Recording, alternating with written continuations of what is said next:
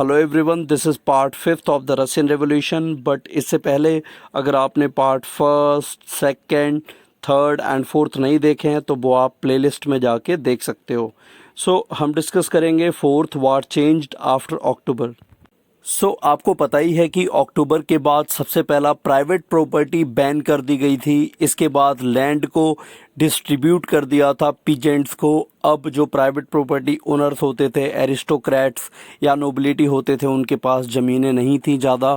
अब पीजेंट्स को ज़मीनें दे दी गई थी। मार्च 1918 में हालांकि बहुत सारी अपोजिशन पार्टीज़ मना कर रही थी लेनिन को, लेकिन फिर भी लेनिन ने जर्मनी के साथ treaty of Brest Litovsk sign करके और फर्स्ट वर्ल्ड वार से रसिया को अलग कर लिया। हालांकि इसके लिए लेनिन को बहुत बड़ा अमाउंट जर्मनी को पे करना पड़ा था एज वार रिपेरेशन, मतलब वार लॉस के लिए। इसके बाद क्या होता है, बोल्शेविक पार्टी का नाम बदल दिया जाता है और अब बोल्शेविक पार्टी का नाम हो जाता है रशियन कम्युनिस्ट पार्टी। पूरी कम्युनिस्ट विचारधारा पे ये पार्टी चल रही थी। अब इसके बाद इलेक्शंस होते हैं जिसमें बोल्शेविक पार्टी अच्छा नहीं कर पाती या कम्युनिस्ट पार्टी अच्छा नहीं कर पाती। तो उसके बाद लेनिन क्या करता है, व्लादिमीर लेनिन पूरे देश के पॉलिटिकल सिस्टम को ही बदल के रख देता है और रसिया को बना देता है वन पार्टी सिस्टम। इंडिया की तरह नहीं जहाँ पे मल्टी पार्टी सिस्टम था, ये एक वन पार्टी स्टेट बन जाता है जहाँ पर सिर्फ कम्युनिस्ट पार्टी ही शासन करेगी। अब बात करेंगे यूनिफॉर्म्स की। नई यूनिफॉर्म्स आर्मी के लिए डिज़ाइन की जाती है। ये जो अभी आप देख रहे हो बुडेनोव का, ये इवन आप परचेज़ भी कर सकते हो। और बुडेनोव का जो है ये रशियन सोल्जर्स पहनते थे। लेफ़्ट हैंड साइड में नीचे आप देख रहे हो एक इंसान ने, एक सोल्जर ने अपने फेस पे पहना हुआ है ये बुडेनोव का। ये बुडेनोव का को अलग अलग एंगल्स से दिखाया गया है। अब यूनिफॉर्म्स भी चेंज की गई। जो गवर्नमेंट ऑफिशियल्स थे या जो आर्मी ऑफिशियल्स थे उनकी यूनिफॉर्म चेंज कर दी गई। सीक्रेट पुलिस, ओजीपीयू और NKVD, apart from the regular police, Lenin also introduced secret police. Secret police का क्या काम था, ऐसे लोग जो बोल्शेविक्स के खिलाफ आवाज़ उठाते थे। ये देख लो लोगो है एनकेपीडी का।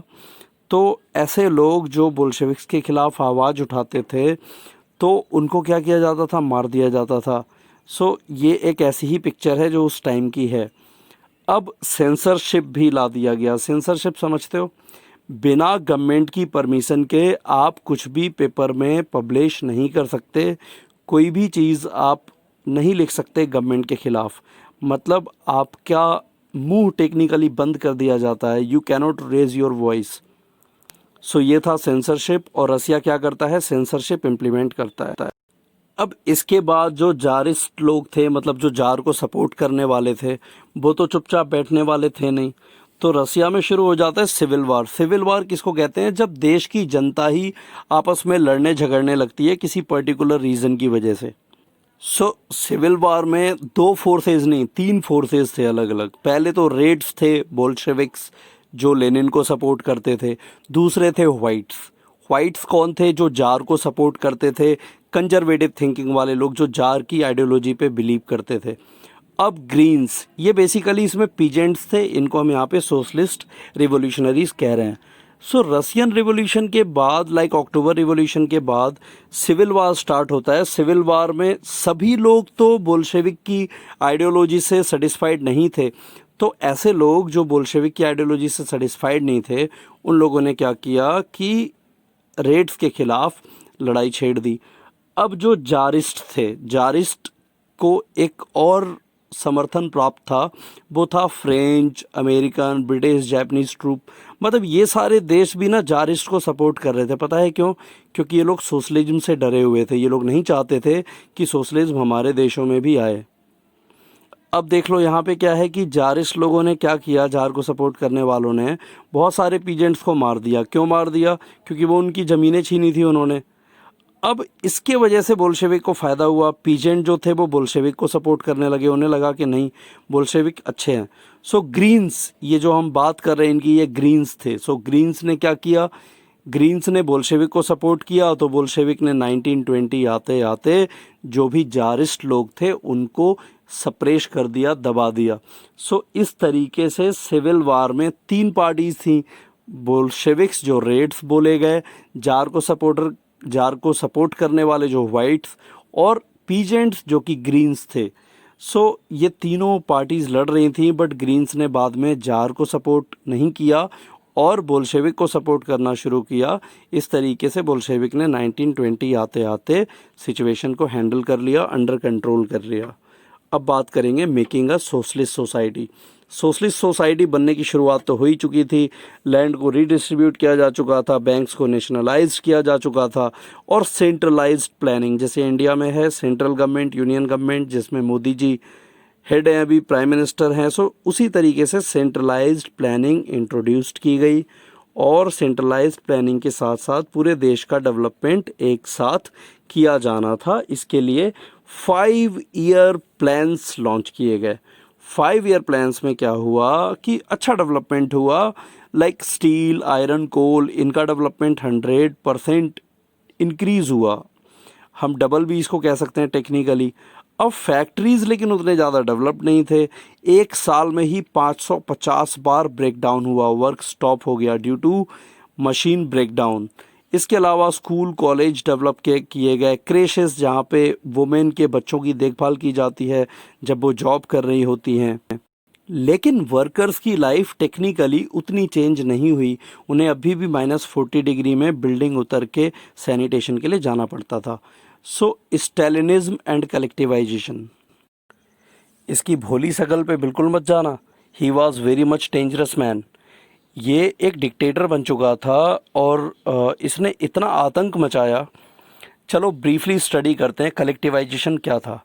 सो लेनिन की death, Vladimir Lenin was died on 21 जनवरी 1924, और जोसेफ स्टालिन, स्टालिन का पूरा नाम था, ये नया लीडर बनता है।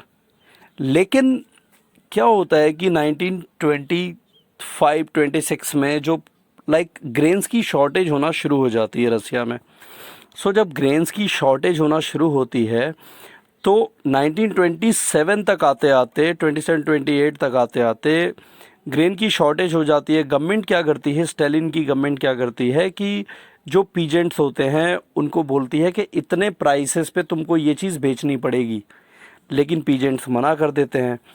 फिर भी सप्लाई शॉर्ट रहती है। अब गवर्नमेंट क्या सोचती है कि ये जो रिच पीजेंट हैं, कूलाक्स, इन्होंने ज़रूर कहीं ना कहीं दबा के रखा हुआ है सामान, इनके यहाँ रेड करो, मतलब इनके यहाँ छापा मारो, हो सकता है वहाँ से हमें ग्रेन्स मिलेंगे। बट ऐसा होता नहीं है।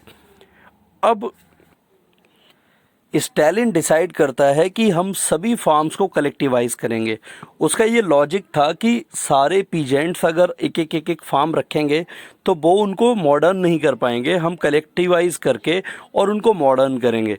अब कलेक्टिवाइज फार्म्स को एक नाम दिया गया, रसियन नेम, कोलखोज। कोलखोज उनको रसियन में कहेंगे। सो फार्म्स को कलेक्टिवाइज करने की कवायद शुरू की गई। अब पीजेंट्स को बहुत ख़राब लगा। पीजेंट्स ने अपने लाइफ स्टॉक, जानवर जिनसे खेती होती थी, उनको ख़त्म कर लिया। कैटल फेल बाय 1/3, सिर्फ 1/3 ही कैटल जिंदा बचा। लेकिन कलेक्टिवाइजेशन कंटिन्यू रहा। लेकिन वर्स्ट तब हुआ जब कलेक्टिवाइजेशन करके भी कोई फ़ायदा नहीं हुआ। कलेक्टिवाइजेशन में भी बहुत सारी स्टोरीज सामने आई।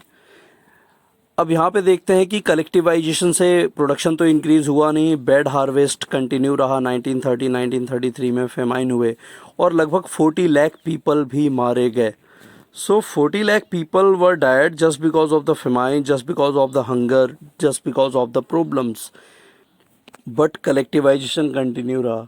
सो अब एक लास्ट टॉपिक है इसमें कि ग्लोबल इन्फ्लुएंस जो हुआ पूरे वर्ल्ड पे रशियन रिवॉल्यूशन का, वो क्या हुआ।